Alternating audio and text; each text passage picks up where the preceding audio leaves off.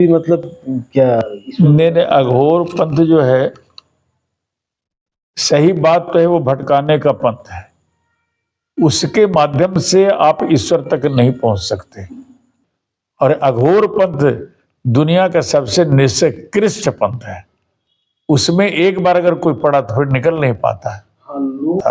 तो हिमालय का एक संत निकला जिसके बाल जो थे बड़ी बिखरे हुए थे और सोने की तरह लग रहा था उसका।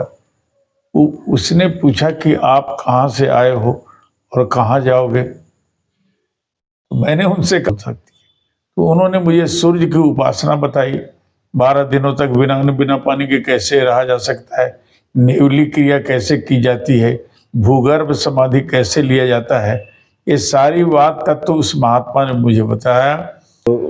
मेरे जीवन का वैराग्य प्रारंभ माता के मृत्यु के उपरांत ही पैदा हुआ और यह प्रारंभ हुआ गुरु पुराण के श्रवण करने से। ये कब की बात है, मतलब कितने सब वर्ष हो गए? जब मेरी अवस्था 10 साल की थी। तो 70 वर्ष पहले की बात है। 70 वर्ष पहले की बात है। 70 वर्ष पहले मेरी माता जी का देहावसान हो गया था और पिताजी पत्थलदास मंदिर में पूजा करते थे। उस वक्त एक संत आया। ऐसे तो मेरे प्रारंभिक जीवन में मुझे बहुत भयंकर चेचक हो गई और मेरे बचने का कोई उम्मीद नहीं था। लेकिन पिताजी ने शीतलाष्टक पाठ सुनाया और उसके बाद उनसे ममता जबरदस्त हुई। और पिताजी के जीवन में माने जो विद्वता थी, उस विद्वता के प्रभाव से मुझे बड़ा प्रभाव मिला। और एक संत अयोध्या के आए, उन्होंने कहा कि महाराज जी इनको आप मुझे प्रदान कर दीजिए। तो पिताजी ने कहा कि तो मैंने अभी तो तुरंत माता शीतला का उबार हुआ है और इसको तो मैं नहीं दे सकता। बोले कि नहीं भी देंगे तो इसके जीवन में वैराग्य उत्पन्न होगा और ये फिर आपके बीच नहीं रह पाएगा। तो पिताजी बड़ी बेचैन हुए, बोले कि नहीं आशीर्वाद दीजिए।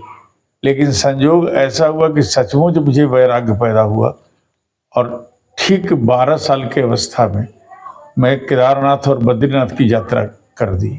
लोग जा रहे थे तो मैं भी उनके साथ चल दिया। पैदल चल यात्रा कर दिया। और बीच में न मेरे पास पैसा था न कौड़ी था। मैंने जो चल रहा हूँ सो चल रहा हूँ। पैदल चलता चलता केदारनाथ पहुँचे, उसके बाद बद्रिकाश्रम पहुँचे और बद्रिकाश्रम आने के बाद हरिद्वार में मैं रुक गया। और हरिद्वार में हर की पौड़ी पर जब मैं बैठा पड़ा था तो हिमालय का एक संत निकला जिसके बाल जो थे बड़ी बिखरे हुए थे और सोने की तरह लग रहा था उसका। उसने पूछा कि आप कहाँ से आए हो और कहाँ जाओगे। तो मैंने उनसे कहा कि मुझे स्वयं पता नहीं कि मैं कहाँ से आया हूँ और कहाँ जाऊँगा। मेरी यात्रा का कहाँ अंत होगा ये मुझे पता नहीं। उस संत को मैंने देखा कि वो गंगा की प्रवाह को देख रहा है, गंगा की धार को देख रहा है। कहा कि संसार बस इसी तरह की धार में प्रवाह में बहता चला जाता है। इसलिए मनुष्य के जीवन में चिंतन करना चाहिए। चिंता को परित्याग करके अगर चिंतन में व्यक्ति तल्लीन हो जाता है तो उसके जीवन में आध्यात्म का प्रभाव प्रभावित होने लगता है। और जब तक मनुष्य जीवन में साधना नहीं करेगा तब तक उसे कुछ भी प्राप्त नहीं हो सकती। तो उन्होंने मुझे सूर्य की उपासना बताई। 12 दिनों तक बिना अन्न बिना पानी के कैसे रहा जा सकता है, नेवली क्रिया कैसे की जाती है, भूगर्भ समाधि कैसे लिया जाता है, ये सारी बात तत्व तो उस महात्मा ने मुझे बताया। और उसके बाद यज्ञ करने की प्रेरणा दी और शास्त्रों को पढ़ने की प्रेरणा प्रदान किया। उसने सबसे पहले भागवत की और मेरा ध्यान आकृष्ट किया, रामायण के प्रति ध्यान आकृष्ट किया। बोले आप इसी का अध्ययन करते रहें, इसी से सब कुछ मिल जाएगा। क्योंकि मनुष्य को जीने का कला कैसे जिया जाए ये तो महाभारत सिखाता है। और युवा जब अवस्था जब हो जाए तो धन उपार्जन करने के लिए एक कला रामायण सिखाती है और अंत में मरने की कला श्रीमद् भागवत महाग्रंथ सिखाती है। कहा कि दे अस्थिमांस रुद्रे विमति तेजत्वम जहया सुता देशताम मतताम बवंचा पश्यानशम जगदितम क्षणभंग निष्ठम वैराग्य राग रसिको भव भक्ति निष्ठा। ये तो वैराग्य ही जीवन का सबसे बड़ा चीज है, क्योंकि संसार छूट जाएगा लेकिन चिंतन और ध्यान प्रभु के आत्मा में परमात्मा का वास है और एको हम द्वितीय नास्ति, परमात्मा एक है और वही सर्वव्यापी है। तो मैंने उनसे पूछा कि महाराज जी ये बताइए परमात्मा मिलेगा कहाँ और परमात्मा कैसे मिलेगा और उसका मिलने की पद्धति और विधा क्या है। तो उन्होंने कहा कि पहले मन की निर्मलता चाहिए। निसार में अगर परमात्मा को पाना है तो पहले मन की निर्मलता जरूरी है। छल छिद्र और कपट से परे हो जाओगे तो तुम्हारे जीवन में धन्यता आ जाएगी। यह बात मुझे बड़ा प्रभावित किया। उसके बाद बोला कि आप लौट जाइए। तो मैं हरिद्वार से पुनः अपने आश्रम पर घर पर आ गए और आने के बाद पिताजी ने कहा कि आपकी यात्रा व्यर्थ हो रही है जब तक आप अध्ययनशील नहीं हो जाते हैं तब, क्योंकि ज्ञान के बिना माने न भक्ति आएगी न वैराग्य आएगा। आप सबसे पहले ज्ञान अर्जन करने की बात करें। तो पिताजी की बात मुझे बहुत भाया। तो उन्होंने लघु सिद्धांत कौमुदी पढ़ाना शुरू किया और उसके बाद मैंने अमरकोश पढ़ाना शुरू किया। तो मैंने अध्ययन पिताजी से ही, सबसे प्रारंभिक गुरु हमारे पिताजी ही हुए और इस तरह से अध्ययन का कार्य चलता रहा। ठीक 80 में हमारे धर्म सम्राट पूज्यपाद श्री स्वामी करपात्री जी महाराज, मेरे गुरुदेव जो कि भटकता हुआ उनके पास पहुंचा था, तो उन्होंने मुझे दीक्षित किया। लेकिन मैंने उनसे कहा कि मैं तो गृहस्थाश्रम में पिताजी ने प्रवेश करा दिया है, तो ये वैराग्य होगा कैसे। कहा कि समय आएगा तो सब कुछ हो जाएगा। और मैंने यज्ञ का कार्यक्रम प्रारंभ कर दिया और हजारीबाग के यज्ञ के पहले 80 के पहले मैं करीब 20 यज्ञ संपन्न करा चुका था। तो स्वामी जी के पास जब मैं पहुंचा काशी में और 80 में महाराज जी आने की स्वीकृति दिए और हजारीबाग में उस वक्त 12 दिनों तक बिना अन्न बिना पानी का बुढ़वा महादेव में मैं एक पैर पर खड़ा था और एक क्रिया चलती रही। और भारत के मूर्धन विद्वान लोग उस यज्ञ में आए। वो सहस्त्र चंडी महायज्ञ था। उस चंडी यज्ञ में धर्म सम्राट पूज्यपाद श्री स्वामी करपात्री जी महाराज आए और महाराज निरंजन देव तीर्थपुरी के शंकराचार्य आए, फिर आंसू कवि कुंज बिहारी शुक्ला आए और फिर कृष्णा कुमारी भागलपुर से वो आई।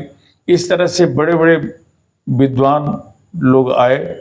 साधना के दौरान में मैंने सबसे पहले जब हिमालय के तलहटियों में मैं गया था तो वो संत जो मुझे, उन्होंने योगाभ्यास सिखाया, उन्होंने हठ योग सिखाया, उन्होंने भूगर्भ समाधि बताई और श्वास को रोक करके आत्मा को परमात्मा में लीन करने के लिए रेचक कुंभक पूरक ये जो प्रक्रियाएं हैं योग का, उसके माध्यम से यहाँ जो अष्टदल कमल है, इस अष्टदल कमल में सत्य तप ज्ञान क्षमा सत्यवादिता सर्वभूत दया और शम इंद्रिय निग्रह, यह जो है इसी पर आत्मा आकर के विराजमान जब हो जाता है तो उनकी समाधि लग जाती है। इसीलिए बड़े बड़े योगाभ्यासी लोग इसी के माध्यम से परमात्मा का चिंतन करते हैं। और योग की प्रक्रिया मैंने उस महात्मा से सुना, हठ योग का क्रिया उसी महात्मा ने मुझे सुनाया। और उस महात्मा, पहले तो मैं अपने गया, उसके बाद उस महात्मा के पास गए तो महात्मा हमको लेकर के हिमालय के तलहटियों में पहुंचे। तो उन्होंने दिखलाया कि देखो यह 10,000 वर्ष की समाधि है, ये 20,000 वर्ष की समाधि है। इस तरह से उन संतों को मुझे परिभ्रमण कराया और कहा कि जीवन में बस योग ही सबसे बड़ी चीज़ है। तो उस महत्व को मैंने समझा और हठ योग की क्रिया का प्रारंभ मैंने किया। फिर सूर्य की उपासना प्रारंभ की, फिर आदित्य हृदय स्तोत्र का पाठ करना शुरू कर दिया। फिर एक पर बिना अन्न बिना पानी के कैसे रहा जा सकता है, एक बिना अन्न बिना पानी के सत्संडी कैसे किया जाता है।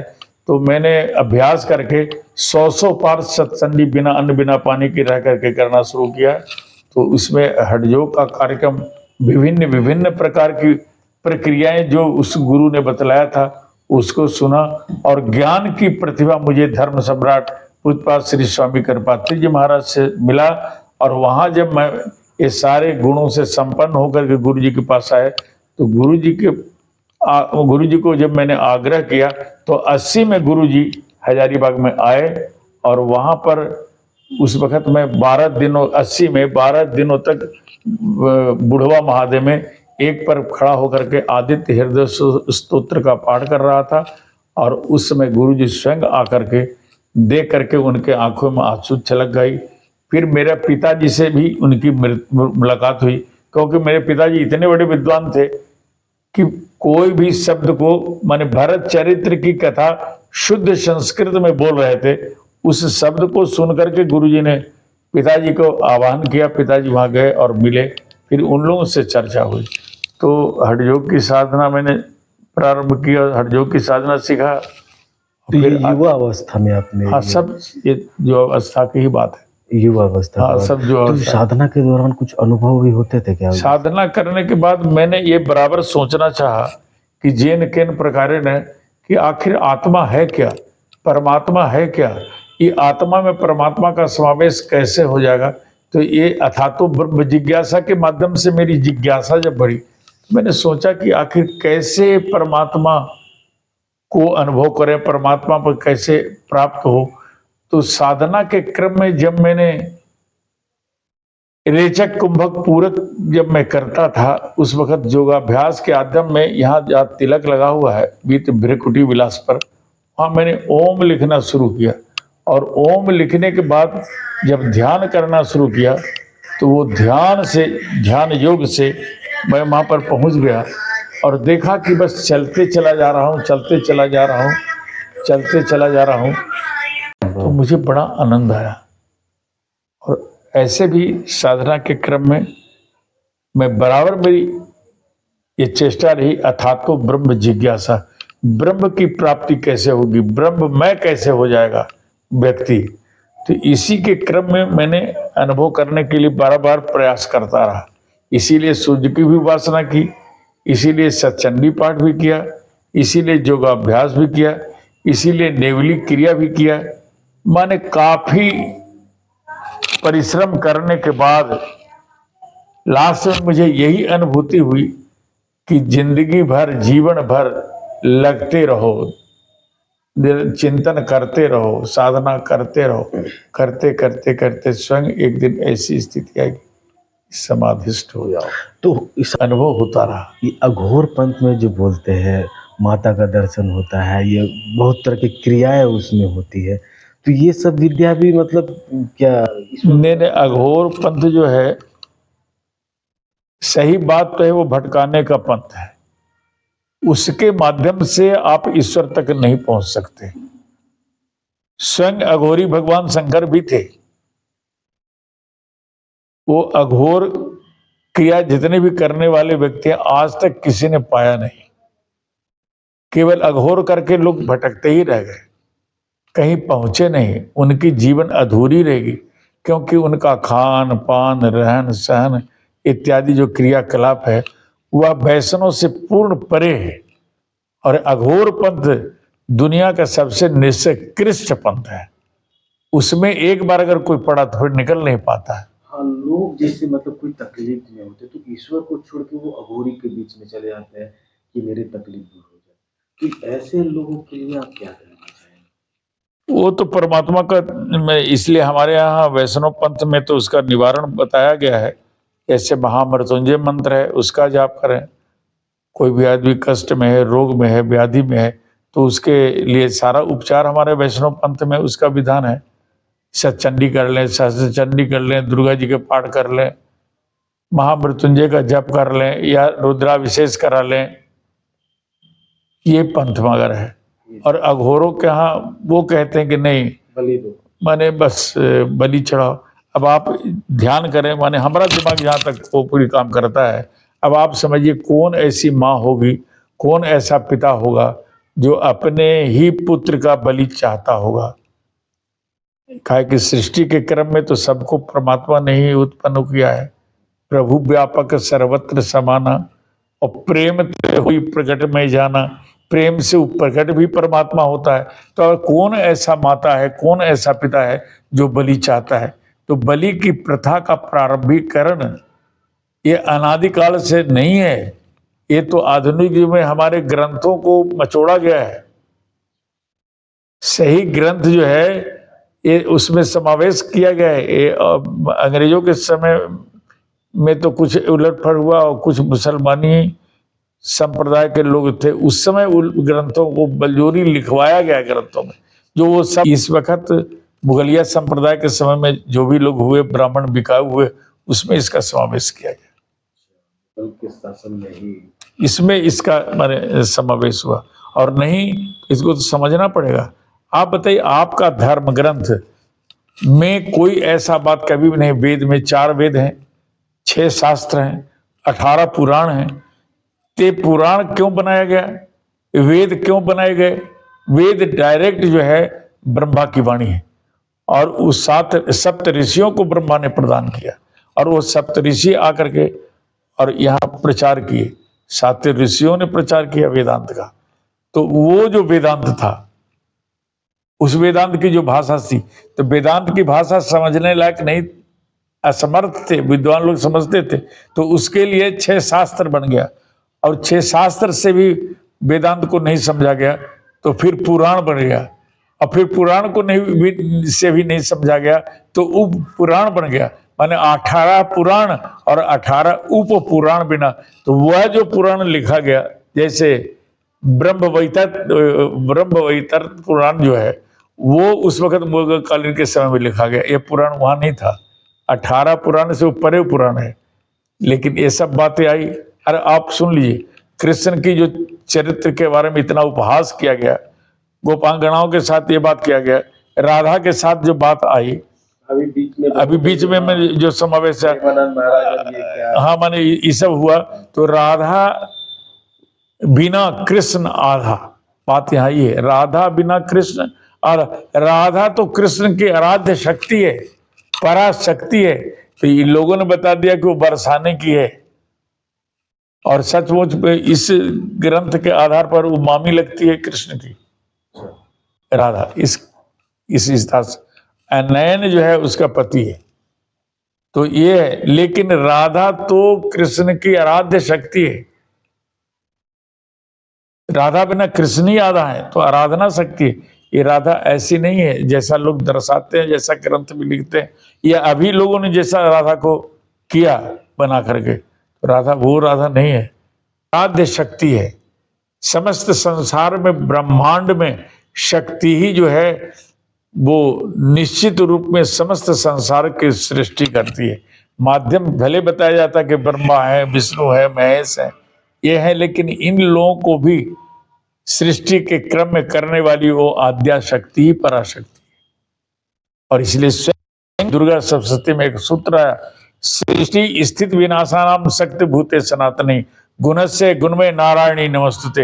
हे माता, तुमको प्रणाम है। क्यों? कि तुम सृष्टि करती भी हो, सृष्टि को रखती भी हो, और सृष्टि को विनाश भी करती हो। एक काम उसी आद्या पराशक्ति का, उसी पराशक्ति का नाम राधा है, उसी पराशक्ति का नाम शक्ति है। वही शिवा भी है और वही राधा भी है, वही सीता भी है, वही सब कुछ है। वही अगर ईश्वर के शरण में जाने से क्या उसकी स्थिति में सुधार हो सकती है?